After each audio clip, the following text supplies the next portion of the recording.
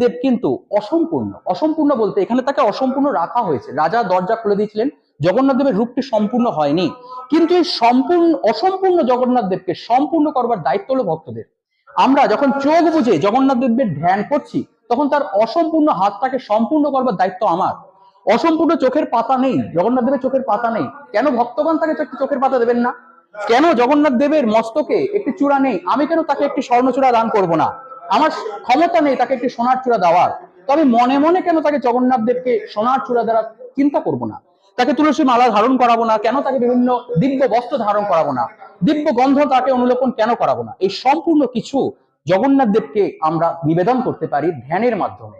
এবং এই জন্য জগন্নাথ দেবের মূর্তি বা প্রতিমা বা বিগ্রহ আমরা যাই বলি না কেন, এটি কিন্তু অসম্পূর্ণ, কারণ একে সম্পূর্ণ করবার দায়িত্ব আপনার এবং আমার।